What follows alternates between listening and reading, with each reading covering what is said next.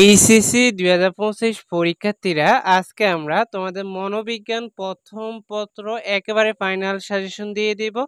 অনেক শিক্ষক আছে মনোবিজ্ঞান সাজেশন দিতে চায় না, আমরাই দিতেছি, কারণ অনেকে এই সাজেশনের অভাবে নাম্বার ভালো পায় না। এই জন্য তোমরা প্রত্যেকে ভিডিওটা সম্পূর্ণ দেখবা।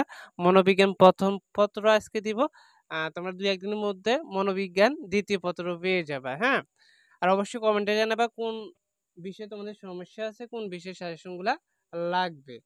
তো দেখো, তোমাদের মনোবিজ্ঞান পরীক্ষা হবে, এমসিকিউ হবে পরীক্ষা 25 মার্কে, এমসিকিউ সিকিউ হবে এখানে 50 মার্কে। 8টা সিকিউ থাকবে, তোমাদের দিতে হবে 5টা। আর পরে প্র্যাকটিক্যাল 25 মার্কে পরীক্ষা নেওয়া হবে, টোটাল 100 মার্কে পরীক্ষা। তো তোমাদের এখানে এমসিকিউ 25টা থাকবে, 25টাই উত্তর করতে হবে 25 মার্ক। সিকিউ 8টার থেকে 5টা উত্তর করতে হবে 50 মার্ক। তো দেখো, তোমাদের সিলেবাসে অধ্যায় আছে মনোবিজ্ঞান পরিস্থিতি প্রথম অধ্যায়, 3 নম্বরের অধ্যায় হচ্ছে আচরণের জৈবিক ভিত্তি, 4 হচ্ছে পেশন ও আবেগ, 5 হচ্ছে শিখন ও স্মৃতি, 6 হচ্ছে সংবেদন ও প্রত্যক্ষণ। তো সবগুলো অধ্যায় পড়তে হবে না, যেহেতু 8টা থাকবে 5টা উত্তর করতে হবে। তো আমরা দেখে নিই তোমাদের কোশ্চেন কেমন হবে। মনোবিজ্ঞান পরিস্থিতি, এখান থেকে একটা কোশ্চেন থাকবে। তারপরে আচরণের জৈবিক ভিত্তি, এখান থেকে তোমাদের একটা বা দুইটা কোশ্চেন দেয়, একটাই দেয় বেশিরভাগ, কিন্তু পেশন ও আবেগ এখান থেকে 2টা কোশ্চেন হবে। তারপরে শিখন ও স্মৃতি, এখান থেকে 2টা।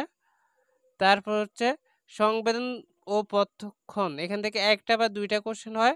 অনেক সময় 3 নম্বর অধ্যায় বা প্রথম অধ্যায় থেকে 2টা কোশ্চেন দিয়ে দেয়। তো সবগুলো অধ্যায় পড়তে হবে না, তোমরা 3টা অধ্যায় পড়বা। 3টা অধ্যায় পড়লে অবশ্যই তোমরা সবগুলা কোশ্চেন কমন পেয়ে যাবা। পেশন ও আবেগ এটা পড়বা, তারপরে মনোবিজ্ঞান পরিস্থিতি এটা পড়বা, তারপর হচ্ছে শিখন ও স্মৃতি, এই 3টা অধ্যায় ভালো করে প্রত্যেকে পড়ে নিবা। তো এই 3টা অধ্যায় পড়লে হবে, বেশি অধ্যায় পড়তে হবে না সিকিউর জন্য। সিকিউ নাকি, সিকিউর জন্য তোমরা অধ্যায় পড়বা 1, 4, 5, এই 3টা অধ্যায় পড়বা। বা অনেকে কি পড়তে পারবা, 1, 3, 4 পড়লেও সারে। 1, 4, 5 অথবা অথবা কি করবা তোমরা,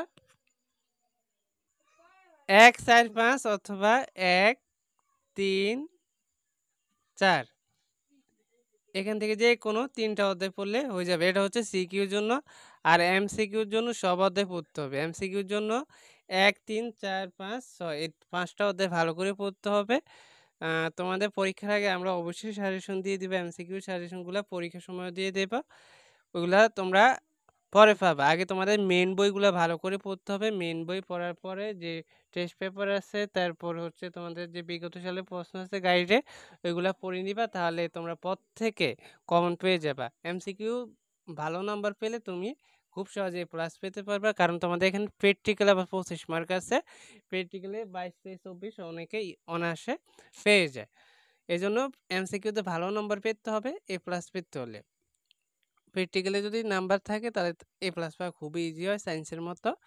তো তোমাদের এটা সুবিধা আছে, প্রত্যেকে চেষ্টা করবে এমসিকিউ গুলা ভালো করে এখানে 25-এর মধ্যে 20, 22, 23 করে পেতে, তাহলে সিকিউতে একটু কম পেলেও তুমি এ প্লাস পেয়ে যাবে। কেমন?